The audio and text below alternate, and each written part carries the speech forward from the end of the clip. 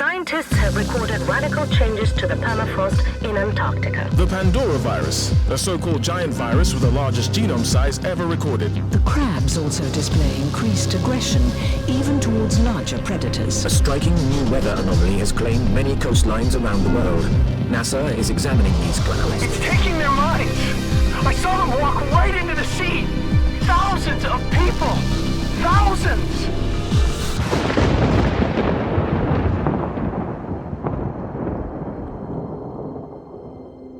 So Phoenix Point asks the question, what if instead of aliens invading from space, there was an ancient Eldritch invasion from deep beneath the oceans?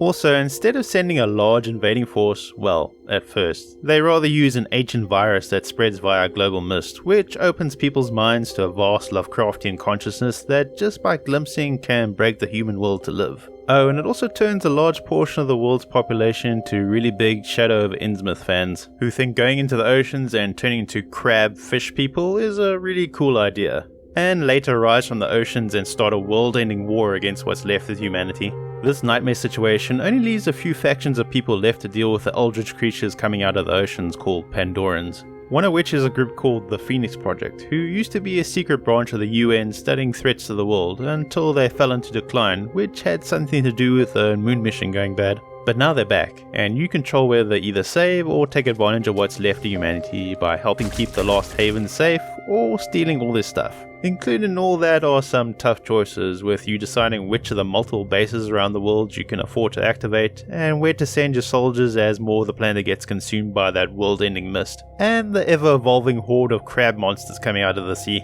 Some of those choices can include mutating your soldiers, with the logic being to beat the crab, you might need to become the crab. Yes, carcinization was always going to get us in the end. Or there is the option of turning your soldiers into cyborgs, who trade a bit of humanity for a fighting edge. I'm sure they won't have any side effects. Humanity cannot be saved without total transformation. Yeah, so this game is more about trying to reduce the damage of a worldwide apocalyptic event than maybe actually trying to save it completely. So that's pretty grim, but it does sound like a compelling setting for a game, right? Xcom mixed with a bit of eldritch horror. Well, Phoenix Point does a lot of interesting things, though there are some issues, which I'll get into later. But first, where did this game come from? Well, for that we need to start with the main guy behind the game, Julian Gollop, who made the original Xcom back in the 90s with his brother Nick, under the company name Mythos Games. After the success of the first Xcom game, Julian wanted to do something new, still a strategy game like Xcom, but with a very different setting. He had this idea for a Lovecraftian tactical horror game where you'd close gates and go up against occult organizations, which actually sounds like a pretty cool premise for a game. But his publisher, Microprose, didn't like the idea and wanted him to make an Xcom sequel as fast as possible. Gollop didn't want to rush, so Microprose created a new internal team to make the new Xcom as fast as possible, which led to Xcom Terror from the Deep, which has the same setup as the original, but underwater and harder. At a later point, Gollop did make a third entry into the series, Xcom Apocalypse, which, while unique, had some problems and unfortunately was the start of the decline of Xcom in that era. And a few cancelled Xcom games later, with a bit of mismanagement from various new publishers, Xcom Enforcer came out, which was, let's say, such a low point for the series that the name Xcom fell into near obscurity for a decade. Until the early 2010s, when after a few years of complicated company takeovers and IP sales, a team at Firaxis led by Jake Sullivan got a chance to make a new Xcom, which after struggling with the design for a while eventually got it all working and released their version of Xcom to great success, and even made a few sequels. With Xcom being back and helping to make turn-based tactical games more popular again, this is when Mr. Gollop, who had made a new small studio called Snapshot Games, thought it was time to try and make a new game inspired by Firaxis' version of Xcom, but giving the game a Lovecraft horror vibe like he wanted to in the 90s and using more systemic design compared to modern Xcom. Though Snapshot Games had fewer than 40 devs and needed extra funds to get the game off the ground, which led to Mr. Gollop launching a crowdfunding campaign for his new game called Phoenix Point.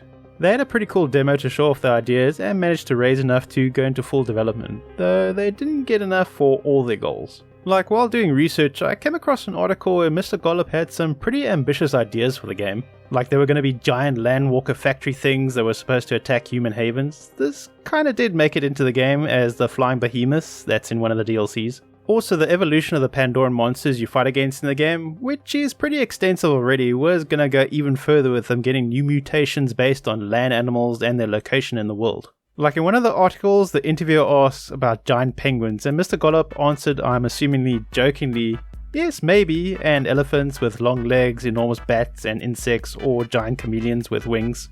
What? None of that is in the game, but you get the sense that he really wanted to take this concept of enemies evolving in the game as far as he could. The game did change over time and got more refined to what was actually possible with the small team and budget the game had. Though there was a little controversy with the game becoming an Epic Store exclusive for a year, though it seems most have forgotten about that. That's been a thing in the games I've been reviewing lately. When it did launch, there were more pressing issues like the game having technical problems. These, however, from what I can tell, have mostly been sorted out over the years with patches. Like playing through this game twice, it ran fine with only a few visual bugs and other things, which is a similarity it shares with the newer Xcom games, well, most of them. And since we're on the topic of parallels to Xcom, which is going to be hard to avoid considering we're talking about the original creator of Xcom making a new game inspired by Firax's Xcom game, let's tackle it head on. It's one of those really unique situations in gaming that you don't come across too often, where the person who started a franchise isn't part of it anymore and then sees someone else's interpretation of it become big and then decides to see what they can do with that new interpretation. Like the only sort of similar situation I can think of might be when Tim Kaine, one of the original creators for the first Fallout game, helped to make Outer Worlds, which uses a similar setup to Todd/Bethesda's style of Fallout games. It's interesting to see what they do differently. Like in XCOM 2 War of the Chosen, there were factions you worked with that could get you rewards and unique soldiers for your roster, though you're forced to work with them due to the linear story and they never really disagree with how you do things. But in Phoenix Point, they take factions way further, where they have their own tech, bases, and unique ideology. Like you've got New Jericho, who's got a bit of a Starship Trooper vibe going, where they solve everything with big guns and talking about freedom, while blindly following a billionaire who's totally not going to become a dictator if he wins the war against the Pandorans. Oh, and if you're slightly mutated at all, New Jericho will treat you the same as if you were any other crab. Then there's Synedrion, who are the most scientific and technically advanced faction in the game, though they take democracy to the extreme, where no one and everyone is in charge, so getting anything done takes forever. And they just want everyone to get along, including the Pandorans. However, they will shoot you with their advanced laser weapons if you get uppity, though they seem to prefer using their tranquilizer guns to put enemies to sleep. And the last big faction is Anu, who think this whole mind-altering mutating mist thing going around the world is a pretty cool trend that maybe we should embrace to better ourselves, and basically use the mutations and psychic powers the mist give us to fight the horrors coming out of the oceans. Not entirely sure what this Cthulhu cult is getting up to behind closed doors though, and maybe it's not a good idea to ask. They seem happy with whatever they're doing. I'm sure it'll be fine. Afraid to dream the deeper dreams. Afraid to plunge into the deep black sky and swim. Yes! Yes! With all these factions, you can either work with or against them, like you can send a team to steal some of their tech and resources, or you can be diplomatic and get on their good side by helping the Havens, which leads to them sharing resources and tech with you, and you can even go all in with one of them, which changes the ending of the game. It also adds a cool element where helping one faction out too much might get you on the bad side of the others, since all of them really don't like each other. Like by the mid or later parts of the game, they nearly always go to war with each other, even though humanity's on the brink of being wiped out. They hate each other that much. But how does it compare to XCOM? Well, for all of Phoenix Point's mechanical differences, it plays out quite similar to XCOM 2 in some ways. Like the diplomacy element in Phoenix Point does give you something else to consider, but from my time playing it, and this is just my opinion, the most likely way things will go is you'll be on good terms with most if not all the factions, since doing Haven rescue missions will get you in their good books and give you resources on top of that. And all the factions like it when you take out Pandoran bases. It can be a little tricky to stay on good terms with all the factions, since you need to fit in multiple faction diplomacy missions for each of them to get past their rep limits, while doing stuff around the world that might be a little more urgent. Though it's not too difficult, the way the game is balanced, you are more likely to be friendly with everyone, just like in XCOM 2's more linear way of doing it. But having the option to pick who you want to support faction-wise and doing a bit of diplomacy to keep them on side is fun, and does set Phoenix Point apart from XCOM in that aspect, though it is only a little. If there's ever a sequel to this game, I'd like to see them take it further, maybe adding more incentives to pick one faction over the other, or they could even add a bit of espionage, so you need to work behind the scenes to break up alliances or do some sneaky stuff to get people on your side, etc. It could be a cool element to add. Like, you can still have it so Phoenix Point is on good terms with everyone eventually, just make the journey to get there more interesting. Where Phoenix Point really tries to set itself apart from XCOM is how it does combat.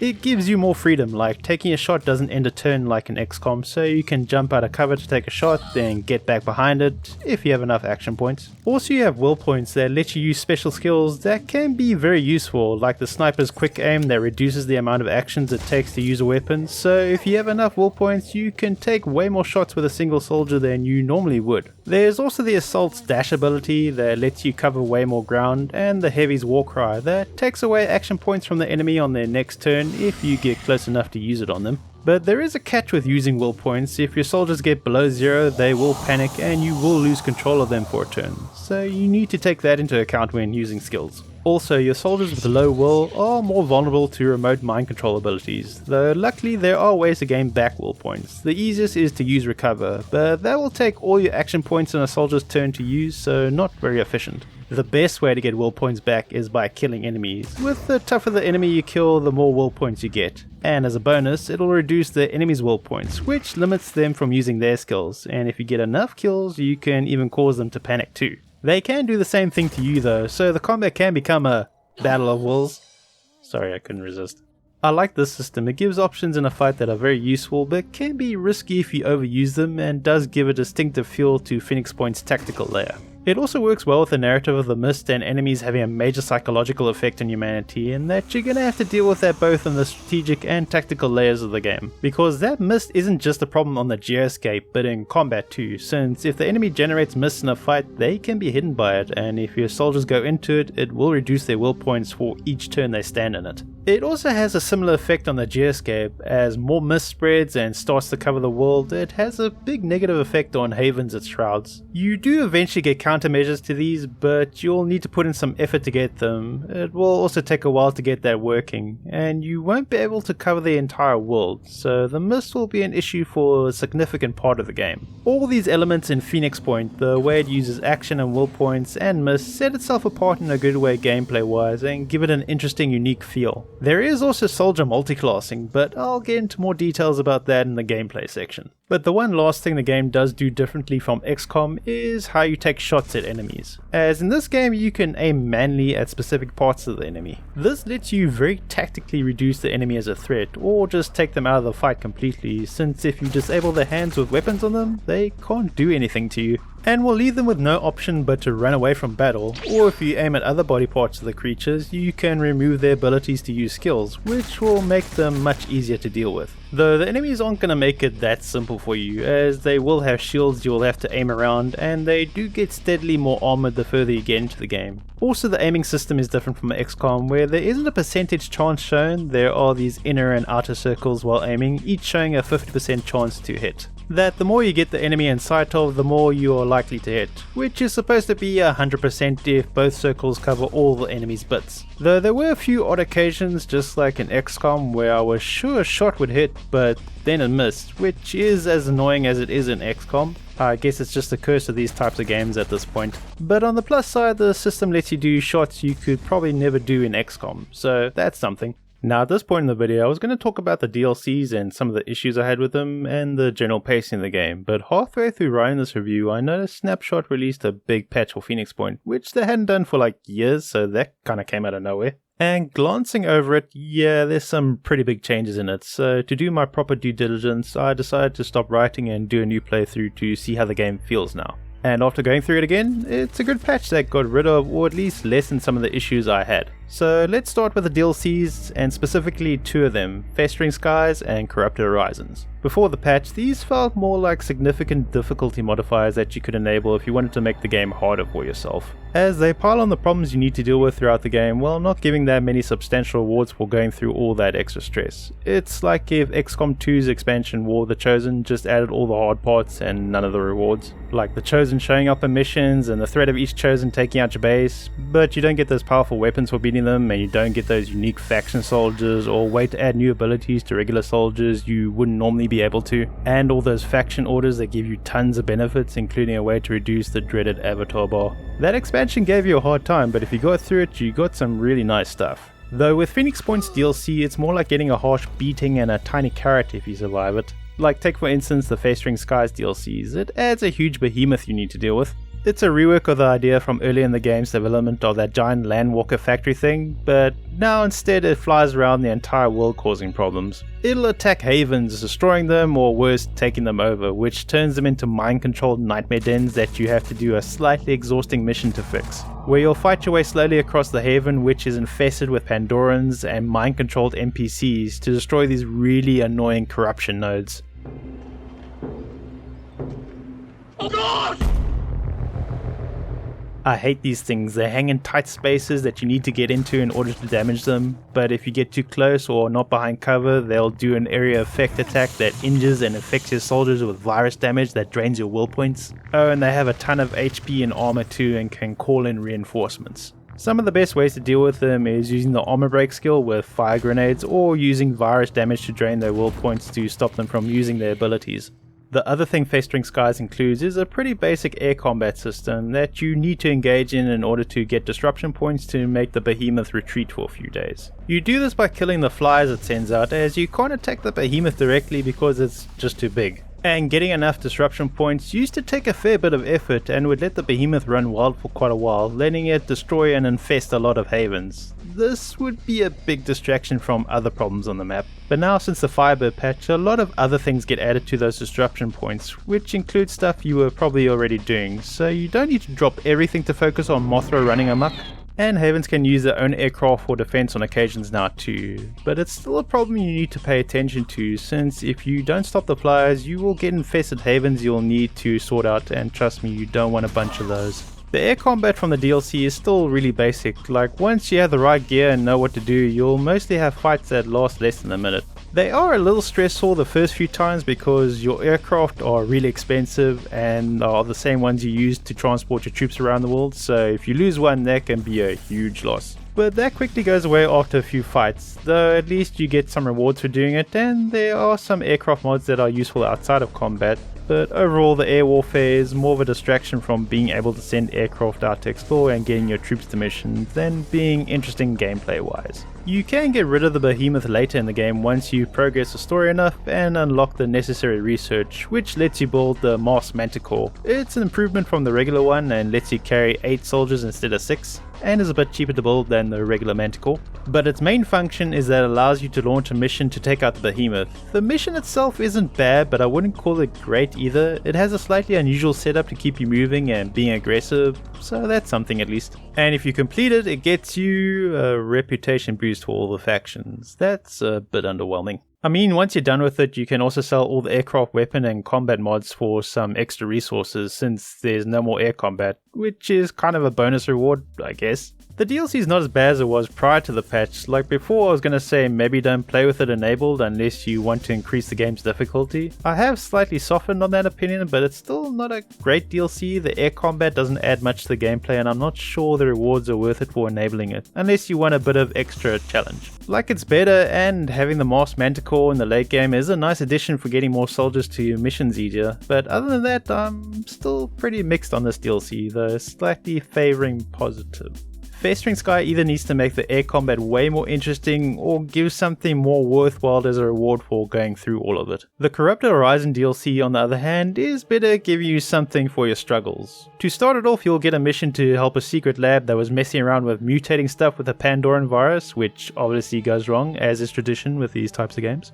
This is where the corruption mechanic comes into the game. Every time your soldiers fight in a mist-covered area on the geoscape, they get a point of corruption, which reduces the amount of will points they can use. And it can stack over time to the point that you won't be able to use your soldiers' most powerful skills as much, and they might be a bit more panicky. Though the corruption does give a slight damage buff to soldiers, but it's not really enough to cover the loss of skills. You can treat it with mutagens to get rid of the soldier's current stack of corruption points, but as soon as you go back into the mist, you'll start the cycle again. So it's a slight headache, but it's manageable. What used to be a really annoying part of the DLC is the unit it introduced to the game, the Acheron.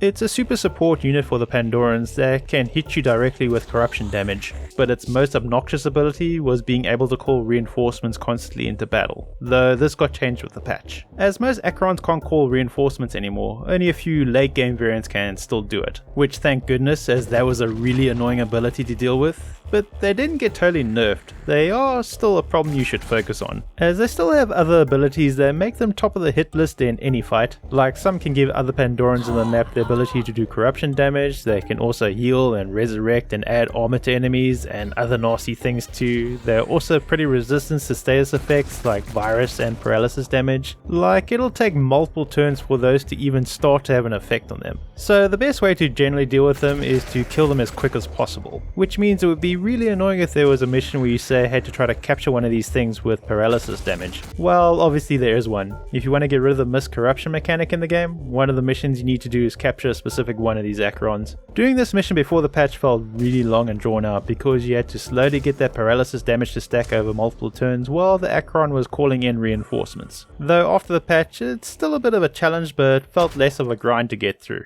Okay, but what rewards does the Corruption Horizon DLC offer for going through all this added pain to the game? Well, you get access to mutoid soldiers, that are lab-grown soldiers that use both human and Pandoran DNA, which make me think we can't really question Anu's methods anymore. Yes! So how do mutoids work? Well, they use mutagens to level up and get skills, so if you have a lot of those you can make one and stick them in a base with a lot of training facilities and have a high leveled and skilled soldier ready to go fairly quickly. Which is great in this game, as normal soldiers do take a while to level up and get enough skill points to unlock all their abilities. Though mutoids do have some limits, as they can only get 5 levels in any class you assign them, so they don't get access to the best soldier skills at level 6 and 7. Oh god, did I do the meme? Anyway, continuing. Mutoids also can't multi-class like your regular soldiers, though you can mix and match other classes' abilities with them a little. They also can't be healed with medikits in combat, only with mutagens once they're out of a fight. That's a lot of limits. But they do come with one special feature. They can be given Pandoran abilities, which at first sounds like a really amazing option. However, like the soldier abilities, these are pretty limited. Like some of the abilities you can already get from mutations and biotics, which by the way you can't use on mutoids. And they are sectioned off by levels, so you can only pick one ability per level to combine with others. Some of the abilities are useful, but there are very few of them, like regeneration that lets mutoids heal within combat, though that feels like it's just fixing a problem they had to begin with. There's also the Pain Chameleon ability that lets them go invisible if they take damage, which does let you play a little riskier with them, so that is something. And you can use their Worm Launch ability to scout the map a bit and do a little extra damage to enemies. The main advantage to them is basically they are a quick ready to bake option if you need a high level soldier fast, with a few unique abilities. I'd say that makes mutoids a good addition to the game, though there are maybe too many limits with them. They are a really good backup to have if you lose a high level soldier late in the game, so I'd say it's worth doing a playthrough with the Corrupted Horizon DLC on. It adds an interesting challenge to the gameplay with the corruption mechanic, and that new enemy makes battles a little more tricky. The rest of the DLCs are solid, like Chaos Engine's main feature is adding vehicle upgrades, which is okay. You're probably not going to use them that much though, I'll explain that later. But the best thing this DLC adds are powerful weapons for your soldiers that have a small risk of malfunctioning that increases the more you use them in a fight, though they are very much worth the risk since they do a lot of damage and don't need reloading. If you use them, bring backup weapons, just in case. The Blood and Titanium DLC basically adds bionic augmentations for you to use, with a powerful minor faction that's fully equipped with those augments that you'll have to fight on rare occasions. Very worth it to have your own cyborg soldiers. And finally, the Legacy of the Ancients DLC that adds the strongest weapons in the game that you'll have to jump through a lot of hoops to get. To be fair though, it's nowhere close to how complicated and grindy as it used to be before the patch. Like originally you had to capture both these resource and processing sites in the geoscape for all 3 of the different ancient materials that you need to make the weapons, with each site protected by lots of human-sized guardians and one big one that are all extremely dangerous. They hit quite hard and have tough defenses. These missions tend to be a bit of a drag to get through since you need to play carefully or you will lose soldiers, so they tend to take quite a while to complete. And you had to do a minimum of 6 of these missions to get the goods before the patch. But now you only need to capture the resource sites, so minimum 3 if you get lucky finding the right sites. It's a good change, as it was way too tedious and convoluted before, though I would have also preferred the missions themselves to have been changed to make them more interesting, since once you've done one of them you kinda know what to expect for the remaining ones and you'll just have to grind your way through the rest. You can try and play a bit riskier on these missions to finish them faster, but it can backfire very quickly, so the old ways of using Overwatch creep tends to feature a lot in these missions, which I feel feel isn't a really enjoyable experience. The rewards for going through all of this is worth it though, as you get 1,000 materials for completing each mission and are eventually able to start making the ancient weapons, which are great. They do tons of damage and need no reloads. Before the patch I would have said the Legacy of the Ancients DLC was just barely worth doing, but now while still a chore to get through, it's very much worth it for the weapons. I do have a wish the gameplay during the ancient missions was more interesting, other than forcing you to use a slow attrition method to complete them, but it is what it is. Thankfully, most of the gameplay in Phoenix Point isn't like those missions. There is a bit of variety to the types you can do, from scavenging or rescuing soldiers that you can recruit, and of course the story missions. Though the main type of mission you'll be doing the most of are saving havens, which can either have you trying to save people or the valuable tech structures in them. Enemies in these will get a bit distracted with attempting to take those out while you try and get rid of them. These missions also have allies helping out a bit. And like all missions, they get tougher as the Pandoran creatures evolve better defenses and start using more advanced weapons that they've either grown themselves or stolen from humans. The other main type of missions you'll be doing are taking out Pandoran bases, which come in 3 ever more increasingly dangerous forms. First up are the nests, which are in small enclosed maps that you'll have to watch your corners in so the enemy doesn't get a jump on you. These are relatively easy to take out. Then next up from that are lairs, which are bigger, more open maps that have enemies coming at you from all angles while your team tries to take out a heavily armored spawnery, which does have weak points, but you'll need to get close to take advantage of those to kill it and evac out once that's done. The lair missions to me felt the best to play, since most will need you to be immobile with your squad while taking out the enemies to get to the main objective and then the exit. They also tempt you with getting a little sidetracked, as there are extra resources you can collect on the map too. There's a nice bit of risk and reward going on in them. The last form of Pandoran bases are citadels. These are medium-sized maps with high walls and some long sightlines, where the main objective is to take out the toughest enemies in the game. So here's this giant enemy crab. They're called Scyllas and are pretty scary. They can venture outside of citadels in haven attacks, which instantly change those missions from a regular encounter to a full-on boss fight that you might not have been expecting. Scyllas have big stacks of armor and can walk through buildings and do heavy damage if they get close to you. Always keep them at a distance or you will regret it. But back to citadels though. These missions felt like good boss encounters to test the skills of your best team of soldiers. They do feel a little routine once you know how to deal with the Scyllas after clearing a few citadels, though you won't do too many of these in a playthrough. Actually, during my first time going through this game, I had trouble finding citadels, which I knew existed since there was a research thing for them, but I couldn't find any on the map for a long time, and it turned out the reason was that citadels can't exist without Scyllas, and I was killing them or capturing them in haven defense missions, which if you do will make the citadel devolve into a lair. That's a weird little quirk of Mr. Gollop making this game very systemic, but because of that quirk I couldn't find any citadels, which stopped me from advancing the Phoenix Project's main story, though I wasn't missing out on much there. I'll talk more about that in the story section. The easy fix for the citadel disappearing problem is just don't kill the Scyllas when you fight them in haven defense missions. If you hurt them enough, they will run away during the mission and their citadel should pop up on the map afterwards. That wasn't the only problem I had with progression in the game, as my first playthrough did feel like it was way too long. Like, don't get me wrong, Phoenix Point generally has a good pace to it where you explore the geoscape looking for resources and later trading for them, while trying to counter haven attacks and stopping the Pandorans from setting up shop nearby, and slowly building up your team to take them out. But the most resource and time consuming thing was setting up your own bases, which you do need to have all around the world for lots of reasons. Like finding Pandoran nests and lairs and citadels can only be done if you have a base with a satellite uplink that can scan the area nearby. Also you need it for building facilities to speed up research and manufacturing equipment. And you need places nearby where your soldiers can recover from fatigue and get some health back so they're ready for the next mission quickly instead of flying halfway around the world.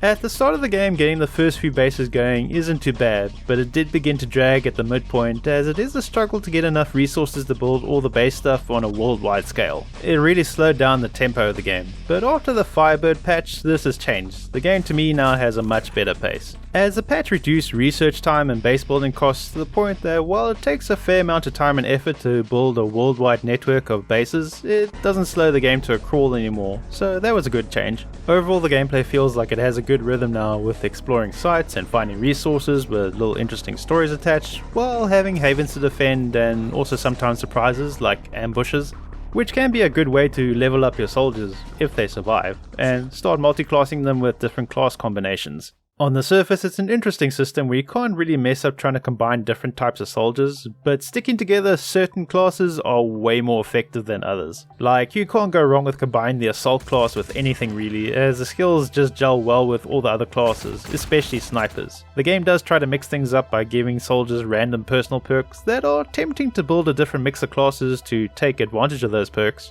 But generally the perks are maybe a bit too randomized for that to happen, so most of the time it tends to feel safer multi-classing with assault. You can sometimes get lucky with perks, but that doesn't happen too often. It might have been better to give players a few options to get a better setup for those random perks, like maybe using mutagens as a way to reroll them, or group them together in a way that pushes you strongly to pick something other than the assault class. Like, the multi-classing is a cool feature, it just feels way too weighted in favor of combining every other class with one specific one, instead of all the potential mixing and matching of unique soldier classes you could do.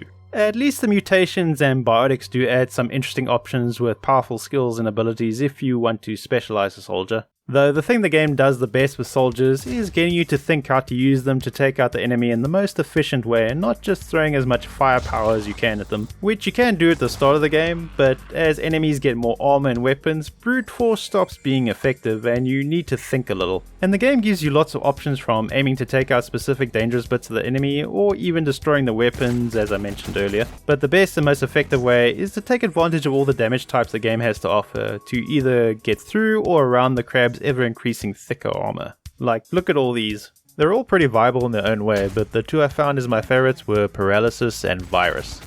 Paralysis damage reduces an enemy's action points, and if you hit them enough with it, you can even capture them, which gives you a few options, such as helping with research or harvesting mutagens, and if you get a little desperate, crab cakes. Yum. Virus damage is great against enemies who use abilities that need will points, since it drains will points away, which makes them less dangerous, and if you stack enough of it on an enemy, it will cause them to panic and miss a few turns. Another little thing the game does with its combat that I liked is when you reveal an enemy while moving, the soldier who spotted it will stop, which allows you to adjust where you're going instead of just blindly running into a bad position. It's done fairly well and is still balanced, as enemies can still surprise you if your soldiers have low perception or are hiding in mist, though you do get counters to those late in the game with equipment and abilities. In general, the combat in the game is pretty good. It can be punishing at times, but if you learn the systems, it can be quite fun too. I do have a few minor annoyances with the gameplay. Like I mentioned earlier, the physics-based aiming, while solid most of the time, will on occasion miss a shot that should be a sure thing, and it can be a little buggy. The thing that annoys me the most, and is almost unforgivable, is that grenades can sometimes miss. I hate that. It fills me with eternal rage from the depths of my soul that I can barely suppress.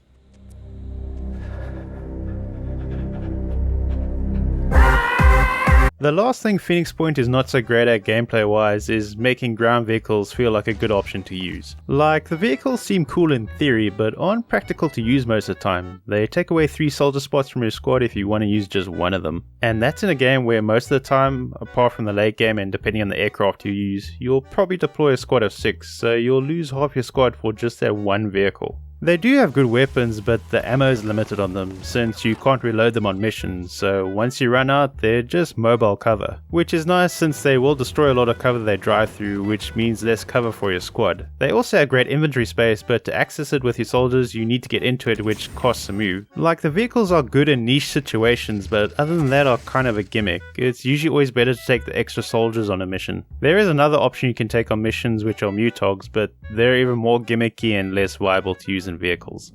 But all of those are small issues that don't take away too much from the game. Most of it can be ignored or tolerated, and to me the game will still be a good experience. The story parts of the game are a little more mixed for me. I like the premise of an Eldritch invasion with abominations coming out of the ocean that you need to somehow stop, and not just physically but mentally too, as that mist that's spreading around the world is doing major psychological damage to the world's population. Also, on top of that, the monsters you're fighting against used to be human too. Like, looking at the early designs of the game's creatures, you see this aspect a lot for the crab soldiers with the more human-like faces. Not sure why that was changed to the more generic crab monster ones, as the human-like faces would be a constant reminder of the actual terrible unspeakable things being done to humans in the depths of the oceans. It would have added to the whole Lovecraft horror situation the world is in, though I guess there's only so much you can play up the Eldritch dread since you can fight all the creatures with guns and heavy explosives. which does diminish the unstoppable soul-crushing terror from the void stuff, though the enemies are still scary visually and gameplay-wise, so that keeps the horror side of things going at least a little. The main story itself isn't too bad, with getting the Phoenix Project back up and running across the planet, while following the trail of a former head of the project and his search to a solution to the Pandoran threat, and potentially teaming up or taking advantage of the other factions on the way. It's done well enough, though the foreshadowing of the origins of the Pandoran virus is a bit too obvious, so much that it's not really a revelation when it gets confirmed later in the story. They could have played around a little more with that. Like, the Festering Skies DLC literally has a giant Pandoran fall from outer space near the start of the game. Very subtle. Though maybe I've been reading too many in-game Deus Ex conspiracy theories. Anyway, another thing that bothered me a bit is the Phoenix Project organization itself, to me, is underdeveloped compared to the other factions in the story, though that was probably done on purpose so you'd want to ally with one of the other ones. But it does make it feel like the Phoenix Project is an empty faction that's just you and a group of soldiers you're in charge of, like you have no head engineer or scientist or operations officer reporting to you. It makes them feel like a very blank slate generic group compared to the other factions that have multiple members representing their own internal groups as well as their leaders in charge of it all, which has them pulling from the inside in all different directions, which makes them more compelling.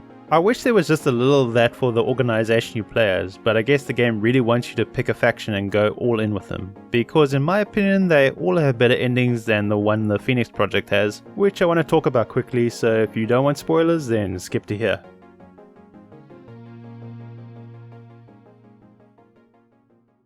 So, a little context. As you go through the game, you find out the Pandoran virus comes from outer space. I know, shocking.